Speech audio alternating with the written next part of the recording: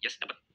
Tapi kalau nggak ada ketok palu, lama itu prosesnya. Maka dari itu gue selalu bilang dari dulu, kalau PSSI selalu begini sama pemerintah, itu nggak akan pernah bisa maju sepak bola kita. Padahal statuta FIFA mengatakan sepak bola itu nggak boleh intervensi sama pemerintah. Tapi case-nya kalau untuk kita, menurut gue nggak bisa, harus. Emang kita siapa, kita Inggris, kita Prancis kan enggak. Mereka mungkin udah mandiri, udah maju, federasi udah bisa untuk menentukan, membangun dirinya sendiri. Tapi kalau kita enggak, harus tetap ada bantuan dari pemerintah. Dan itu terbukti pas begitu ditangani sama Pak Erick Thohir, dan Pak Erick Thohir yang kita tahu juga seorang menteri yang dekat juga dengan pemerintahan. Ya udah kok. Itulah jasa menurut gue. Kenapa Coach Sintayong bisa membuka peluang kita menuju Piala Dunia. Mulai dari dia mendatangkan diaspora, membangun generasi juga, itu adalah tim smart buat gue, karena jujur kehilangan publik sepak bola Indonesia itu kayak kehilangan harapan ketika memang pemain-pemain Indonesia yang full diturunkan, tapi selalu kita kalau kalah pasti bicaranya, aduh mentalitas kita ini belum dapat nih. Mungkin fisik atau skill kita bisa, tapi mentalitas kita 90 menit nggak bisa bertahan sejauh itu. Gitu. Dan sekarang ada pemain-pemain diaspora yang terbukti memang berbeda banget. Ya meskipun suka nggak suka, jujur gue juga sedikit kurang setuju dengan banyaknya pemain diaspora, karena nanti bagaimana anak cucu kita untuk bisa masuk timnas ini ada sedikit mimpinya kecil gitu harapannya. Tapi disitulah nanti tugasnya Pak Erick Thohir. Nanti kita akan bicara lagi ini tentang Pak Erick Thohir yang plus dan juga yang kurangnya nanti gue mau kasih masukan di situ. Itu dong harus ada juga. Tapi yang jelas kalau dengan Patrick Kluivert ini harusnya bisa. Malah menurut gue ya peluangnya itu harusnya jauh lebih besar sedikit, meskipun ada jaminan ya. Karena gini, rumor yang beredar pemain-pemain itu akan ada lagi yang baru untuk timnas Indonesia.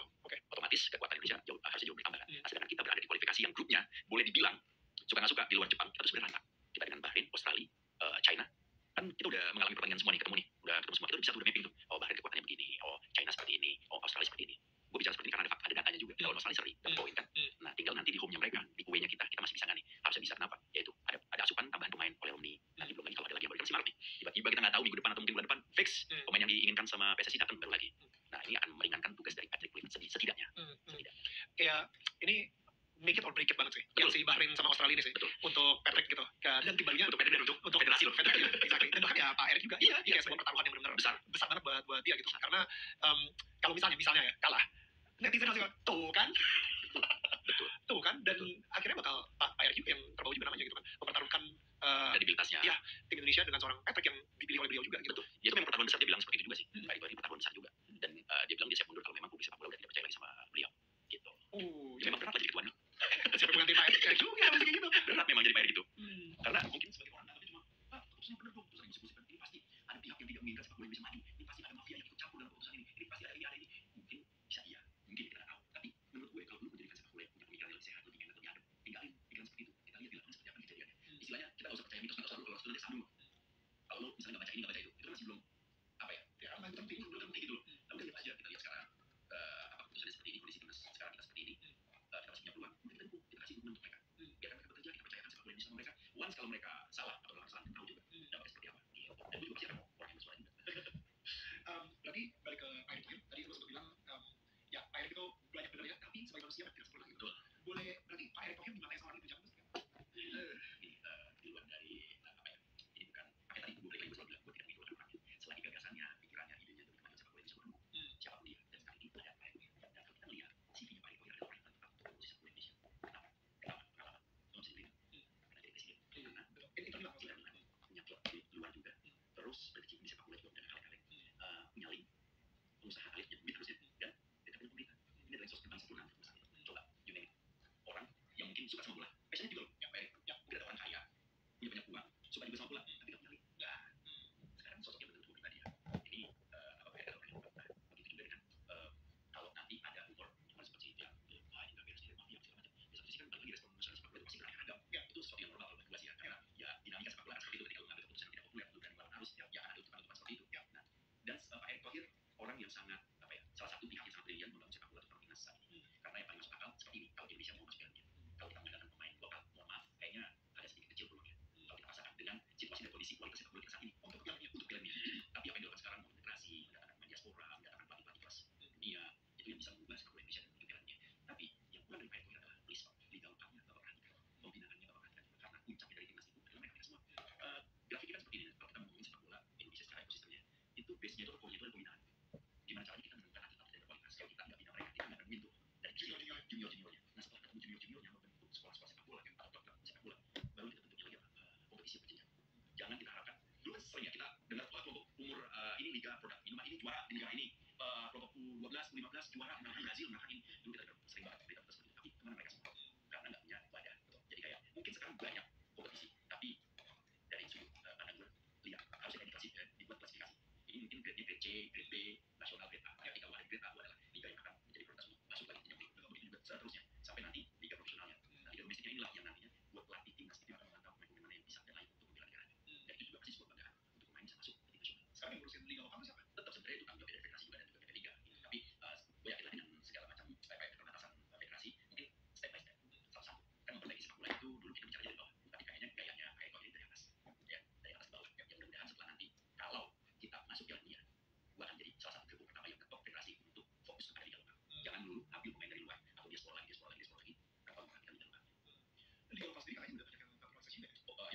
sebenarnya program naturalisasi itu bukan tidak baik. Oke, sudah ada sebelumnya. Cuma memang dulu ada beberapa naturalisasi yang memang benar-benar berkualitas. Ada yang mungkin pokoknya itu naturalisasi. Ada seperti itu. Kita butuh ngelihat kita lihat nggak usah kualitasnya dari bentukan dia di luar lapangan aja kayaknya memang nggak sesuai gitu loh. Ini benar bisa main bola gitu. Itu ada kejadian. Nah di era sekarang ini udah mulai lebih fokus lagi, lebih sharp lagi untuk memilih pemain yang layak. Jadi sebenarnya pemain naturalisasi itu sebenarnya mungkin belum tentu lebih baik daripada pemain lokal. Atau kalau saat ini pemain kita juga pemain diaspora ya itu pasti jauh lebih baik. Oke, secara skill dan mental. Yes, karena mereka sudah terbiasa berkompetisi di luar, mereka punya skill. Mungkin punya mereka skill yang sama, mungkin tapi mental belum. Ya, ya. Gitu. Ya kita sempat ngobrol gitu kayak ketika gue mau race itu mental gue udah kakak sih. Kita udah ragu banget. Susah gitu. Kita itu susah banget. Ya. Ini kalau main ya. Karena fans bola itu sama gue sama itu cuma di lain gitu sebenarnya. Kalau saya langsung bilang. Cuma kalau misalnya di bola itu udah kita pola expect apa positif gitu. Karena apa ya sekarang ini memang main Belandanya sekarang bilangnya lagi membelandakan Indonesia kembali gitu. Ya gitu sebenarnya. Ya ada benarnya juga. Ya gitu. Cuma tapi kalau gue lihat tujuan awalnya apa, kita lihat lagi. Kita kan ingin membuat Indonesia ini sepak bolanya masuk ke pentas dunia. Ya. Dari balik lagi gue bilang paling realistis seperti ini. Make sense karena ya gimana pun juga diaspora ini bukan sembarangan ambil pemain black masuk ke timnas Indonesia. Tapi ada garis keturunan yang darahnya Indonesia, yang tidak kakek nenek sama apa. Tapi yang jelas masih ada garis keturunan untuk ditarik dari awal. Gue setelah ngobrol sama lo kayak gini sih ya, emang gue gak passion sama bola. Makin nggak. Belum selesai. Nanti kalau pas Indonesia masuk ke dunia itu bakal seperti apa? Wah bro, gue temen itu lu ya kan nonton. Nonton Pasti soalnya habis kayaknya. Ya kan pasti. Ini maksud gue belum selesai. Gue emang gue gak passion sama bola, tapi gue minimal jadi punya harapan.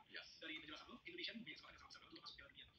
Dan mungkin memang ini saatnya kita untuk ya kalau misalnya memang kalian cinta sama sepak bola, itu artinya biarkan orang-orang yang memang sudah ahli di bidangnya benar-benar bekerja tanpa di distract dengan noise dan mereka harus klarifikasi lah, mereka harus ribet dengan kiri kanan dan lain-lain gitu. Udah biar mereka fokus banget aja, pokoknya Indonesia ke Piala Dunia. Gitu. Cara seperti apa? Ya kalau saya harus pecat orang, iya betul gitu kan. Itu yang ada di Alper itu kemarin. Benar sih. Dia kayak apa ya? Berantem tuh pikiran. Ya, gue harus ngapain siapa? Gitu, gue harus belain siapa? Gue harus berbuat apa? Supaya apa ya grand design yang dia sudah buat ini nggak rusak amat.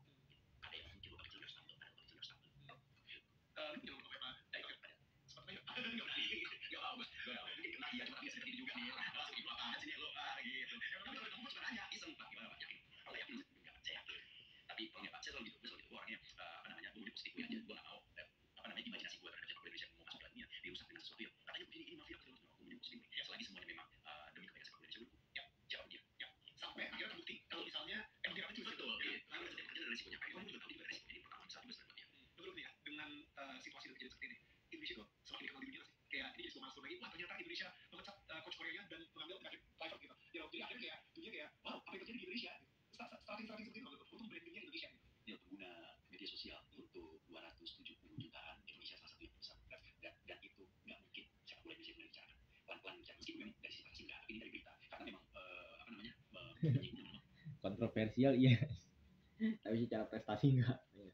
achievement ya no way lah ya nah ya tapi percayalah semua itu dimulai dari kontroversial besar gitu PT Clever besar ya mungkin kalau adik-adik kita yang sekarang masih apa ya masih mulai suka dengan sepak bola mereka belum tahu kan PT Clever itu seperti apa striker hebat cuma memang sebagai pelatih ya dan balik lagi nggak jaminan juga soal PT Clever bisa membawa Indonesia untuk Piala Dunia gitu maka kita harus bersama-sama untuk jagain sepak bola kita gitu depan di track jangan sampai mereka salah dan kemarin kan respon sepak bola Indonesia tuh mau mengingatkan Pak Bapak yakin mencat Sintayong dipecat malah di kontrak Bapaknya ada di mulai sekarang kita lihat banyak juga nih yang mulai ngasih trust kepada keputusan yang baru ini mulai sekarang ya di negara masih ada masih yang memberikan kasus masih ada yaitu hak mereka dan itu juga jobdesk mereka tapi kalau gue maunya yang positif aja jadi intinya mereka sudah mulai menerima Patrick karena percaya sama Pak Erick bisa jadi seperti itu dan munculnya atau officialnya coach Patrick itu diberitakan sama salah satu agen atau reporter Fabrizio Romano dia langsung posting here we go itu sangat terkenal tuh kalau Fabrizio udah bilang here we go itu satu dunia sepak bola tahu berita itu pindahnya Messi, Ronaldo, Neymar, Fabrizio, wartawan sepak bola nomor 1 di dunia. Followersnya aja gokil. Kalau kita udah masuk situ ya udah otomatis tadi pertanyaan Daniel apakah ini harus mengucap dunia itu sekarang jadi coachnya Indonesia. Jadi makan dunia mungkin beda lah dengan makan netizen Indonesia. Betul. Makan dunia mungkin kayak wow seorang Patrick Kluivert jadi coachnya timnas Indonesia. Tapi di netizen Indonesia wah ini mafia. Iya. Banyak tuh pikiran seperti itu. Wah ini mafia, wah ini ada yang begini, wah ini begini. Jadi ya kita berarti kan pencinta sepak bola Indonesia, I think yang harus kita fokuskan adalah kita biarkanlah ahli-ahlinya ini bekerja di bidangnya. Dari lu sendiri ada yang mau disampaikan lagi ke kita sepak bola Indonesia sebagai ultras? Gue bilang sama teman-teman kita sepak bola di manapun kalian berada, selain memang kalian cinta dengan sepak bola Indonesia, lihat lagi dengan sepak bolanya, bukan dengan pesonanya, bukan dengan personnya, bukan dengan orangnya, karena orang itu bisa berubah, tapi kalau sepak bola itu nggak akan pernah berubah, tetap ada di situ semua. Dan dengan sepak bola jiwa nasionalisme kita akan tetap makin tinggi. Ya. Dengan sepak bola juga kita makin bangga merasa jadi orang Indonesia. Ya. Apalagi kalau sampai Indonesia masuk Piala Dunia, kita semua yang datang langsung stadion atau nonton, pas begitu ditanya, kamu dari mana? Dari Indonesia. Oh Indonesia udah bertanding, berarti memang nonton Indonesia. Nggak kayak dulu. buat orang yang aneh banget gitu loh. Gua gila lu nonton bela lain forward gitu loh. Nah sekarang kalau kita udah di titik itu gue yakin sih Indonesia kan mendunia. Dan satu lagi kita tinggalin yang kemarin suka gak suka, gue respect banget sama Coach Sintayong, gue salut sama prestasinya, sama apa yang sudah dilakukan sama beliau, dan responnya beliau sangat luar biasa, berkelas sekali. Postingan dia yang terakhir yang pamit dari timnas Indonesia, dia mengucapkan terima kasih, dia mengucapkan permintaan maaf karena mungkin gak achieve, dia juga tetap mendukung timnas Indonesia untuk masuk Piala Dunia. Itu berkelas sekali, meskipun kita nggak tahu itu tulisannya timnya atau mungkin Coach Sintayong, tapi apapun itu adalah bentuk sportsmanship yang berkelas dan kita harus tiru. Gitu. Supaya apa? Supaya kita semua tuh ya tahu lah yang namanya etika itu penting banget, dan lebih penting dari apapun. Kalau itu thank you so much. Lo cocok banget jadi tenaga kepo kita. Ya mudah-mudahan kita kepoin maksudnya. Terima kasih banget. Kita ketemu lagi di tenaga kepo berikutnya yang mungkin ngebahas isu ya yang lain. Jangan pulang-pulang. Pulang-pulang. Bola makin panas lebih berisik daripada politik. Thanks guys. Halo, balik lagi di channel Panel Story. Gimana nih kabar teman-teman di awal tahun ini? Semoga sehat-sehat selalu ya, good people.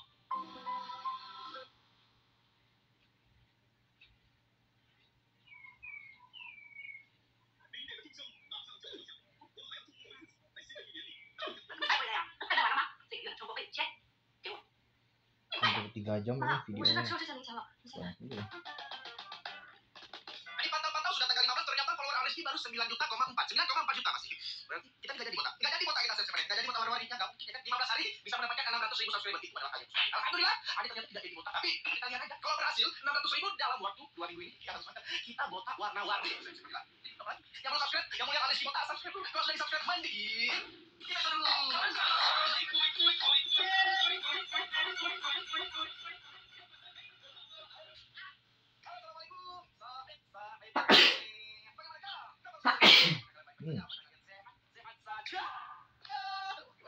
Siapa hari-hari kalian semua hari? Berat. Aja teman dari kamar kira-kira ini siapa-siapa nih? Ada cerita apa kalau kalian harus siapa-siapa? Pagi enggak? Makan udah belum? Makan enggak? Kira-kira lagi ngapain siapa-siapa sekarang ini? Nonton video ini lagi pada ngapain? Lagi keluar kah? Lagi pada makan kah? Lagi pada ngapain? Lagi pada ngapain siapa-siapa nih? Kalau buat tahu aja ini. Jangan siapa-siapa ya. Langsung aja kita cek video-video apa saja yang sudah dibikin oleh siapa-siapa. Masuk video lupa. Like dulu lah siapa-siapa. Ya subscribe. Langsung aja klik tombol merah dulu dan jangan lupa ya guys. Lonceng notifikasi juga. Oke. Tanpa lama lagi langsung aja masuk ke dalam videonya. Tiada hari tanpa marah. Kelas kedua apa ini?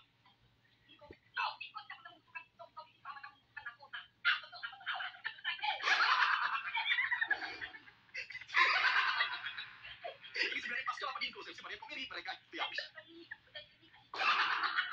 Si Dinko salting dia cewek lagi kayak gitu sebenarnya. Padahal penontonnya banyak yang nonton streaming langsung gitu kan. Tapi dia langsung dilihat secara langsung pakai mata gitu kan. Malu-malu kucing si Dinko ini. Apa ini pernah main sinetron apa ya kak? Putri Salju kayaknya. Markas kedua sudah ditemukan dia juga ya. Markas Dinko udah ada yang tahu di sebenarnya langsung aja. Seru nggak sih? Boleh.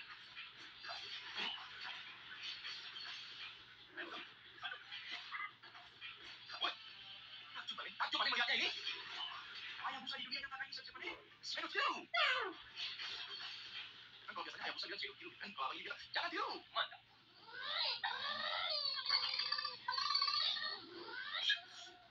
Sabar dulu. Itu apa gambar abangnya? Apa gambar itu dayungnya bang? Motor ninja didayung pakai sepeda sama abangnya. Motor ini apa? Ninja sepeda pancal lah. Mana paten? Banyak berburu kita lihat di depan gitu kan. Dari depan kita lihat kayak motor-motor gede gitu. Pakai helm besar. Banyak besar belakangnya. Iya. Didayung, dipancal. Siapa nih? Polisi juga bingung bilangnya gimana sih? Betul juga. Ini kira-kira kalau di jalan dibilang nggak bang ini? Tahu di top. Jalan ada. Plat ada. Plat depan. Plat belakang nggak ada. Jadi ini dibilang apa enggak ya? Geril sepeda motor. Oh iya betul. Betul juga. Sepeda motor ini yang sesungguhnya. Layar perpaduan sepeda dan motor berbahan bakar nasi padang dan listrik. Bahan bakarnya dari orang yang mengayuh ya, mempancalnya ya. Dengan teknologi mesin ramah lingkungan dan sehat. Betul banget. Lapornya nanti paling prot dari belakang itu. Oh, bikin cemilan untuk mantan yang katanya nggak bisa hidup tanpa aku. Yang apa itu?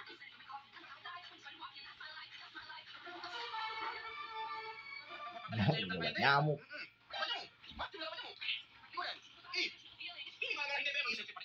Tidak ada terinspirasi, nggak ada inovasi membuat obat nyamuk cemilan gitu, nggak ada. Sudah kali lihatnya. Boleh di kita dilihatin dulu testimoninya rasanya gimana gitu kan. Siapa tahu nanti ada yang kepingin bikin juga itu. Tapi beneran enak, gua baru coba tadi. Ngapain dicoba? Udah tahu itu obat nyamuk. Sekali coba, jawab lah ya lagi. Sangat merosakan. Kenzo, tukangnya udah jadi nih. Hai guys, hari ini kita bakal bikin makan Kenzo. Seperti sini ada aku jadi sama tapi kali ini ada nasi kuning bukan cuma berkah kemarin. Tadi dibuang. Saya kasih bukan aja pakai. Masih cuma berkah kemarin, Bapak. Hah? Mending aku kasih Kenzo untuk kasih guru ayam Kenzo lupa sabunnya. Setelah itu bisa jadi suka aku dengar filter. Ngapain kasih disuruh jago dengar filter? Anak bapaknya masih kecil masa udah disuruh sebat dulu bapaknya. Orang udut baru-baru orang apa? Kasih dia tuh batang aja untuk habis makan dan untuk minum ya karena Kenzo lagi enak badan biar kita kasih kopi energy drink proso banyak buah. Aku sangat jarang di plastik ya bun karena Kenzo suka banget mikroplastik. Ngapain dimasukin ke tempat kalau dimasukin ke plastik kan masukkan mikroplastik anak bapaknya nih ya. Ini perkaranya ini kenapa dikasih buku bima bapaknya? Mau pergi sekolah apa mau pergi nyari dananya itu, Pak? Hah? Dan yang terakhir, pasti nyempetin untuk bikin not afirmasi biar Kenzo semangat sekolahnya. Lebih baik terlihat cupu daripada jadi cipu love, ya. Oke. Tapi Kenzo, Yang terakhir bapaknya, itu teori buat apa? Iya betul anaknya ternyata. Mau ngari anaknya. Apa jurusannya ngambil Kenzo? Teknik pemotongan padi yang baik dan benar. oke guys, aku udah ngajarin mama aku kalau misalkan ada yang jam tas ya, ini yang harus dia lakukan. Pertama, kalau ada yang jambret tasnya, tarik ke belakang. Oke guys, aku udah ngajarin mama aku kalau misalkan ada yang jam tas ya, ini yang harus dia Karena kali ibunya bilang, yang pertama, tarik ke belakang. Kedua itu apa, Bu? Yang kedua tadi itu apa, Bu? Bahaya kali ibunya udah kayak di Meksiko, di barat-barat sana kayak gitu. Dari mana dapat senjata itu, Ibu? American style.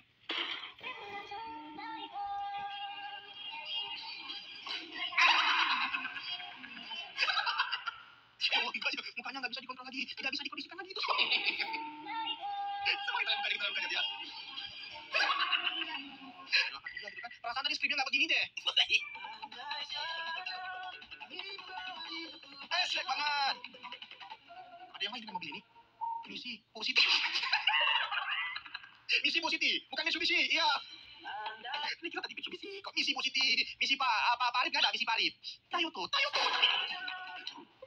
Sebenarnya merek mobil ini apa sih sip-sipannya? Kenapa udah diganti-ganti kayak gini?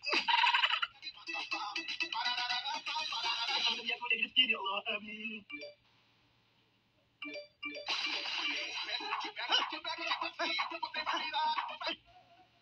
Tapi abang ini nggak salah juga gitu kan? Kan dia penjual batu nisan sip-sipannya ya. Kalau dia minta sama Allah, tolonglah ramaikan apa doanya dia? Aku udah hidup gini, Allah. Tolong ramaikanlah customer dia. Seketika doanya dikabulkan, ribuan orang masuk ini. Dibilang salah nggak salah, benar tapi juga ya memang begitu kan. Apa kerjaan abang ini kayak jika ada orang yang meninggal gitu gini.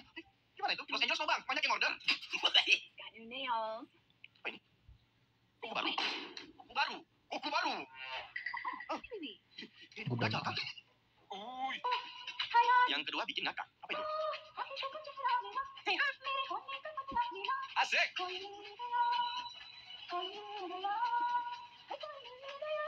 Asik. Enak kali suaranya.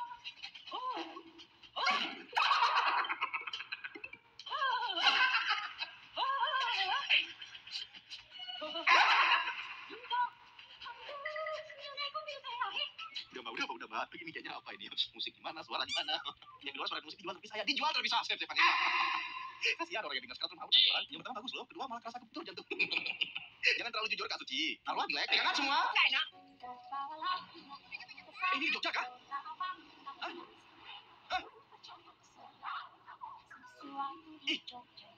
Ih, Jogja turun salju kah? Sip-sipan ini.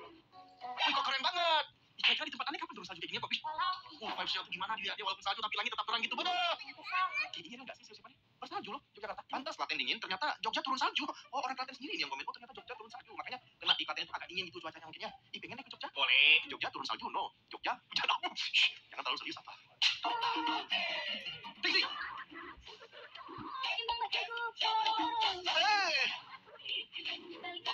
Untung dia pakai double sip-sipan ya. Hah?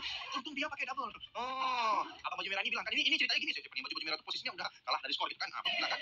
Kita nggak bisa menangkan gamenya, lebih baik kita ambil bosnya aja gitu kan. Harusnya double double. Ya ampun Dila. Sesuai dengan namanya si Dila ini memang. Bisa apa ya? Ini yang mana? Mana macam ini bang? Iyalah masih cek sombongnya sampai yang Thomas. Oh iya dapat satu kok ikannya memang. Dapat satu yang kecil itu kan. Seketika abangnya balik badan disitulah kita melihat ikan yang sangat besar. Sombong abangnya. Abang ini udah kayak hero Mobile Legends pakai skin Hayabusa gitu kan. Sushi Master ini. Apakah skin Hayabusa Sushi Master terinspirasi dari bapak ini? Persis loh. Coba kasih lihat dulu editor. Ayo bisa. Siap. Merendah untuk mengecek. Sombong amat. Gua saranin jangan beli jajan ginian anjir. Gua tadi ketipu katanya rasa jeruk. Pas gua makan pahit dan mulut gua berbusa. Gua yakin ini udah kadaluarsa. Harmoni. Iya, bagus. Siapa yang beli dan siapa yang bilang itu jajan? Hah? Dari mana ente bisa berpikir kalau itu jajan? Gak bisa dilihat itu ada tulisan Quality Refreshing Soap. Ente kira soap gitu makanya ente makan gitu. Sop. Ini kan literasi. Ya itu dia ya dimakan sama dia sip-sip. Memang betul rasanya oranye tapi bukan untuk dimakan. Aromanya saja. Aromanya saja. Hawanginya. Ya, yang dimakan enak kali dia sama dia. Gua yakin ini enggak kadaluarsa. Ini kadaluarsa kayaknya.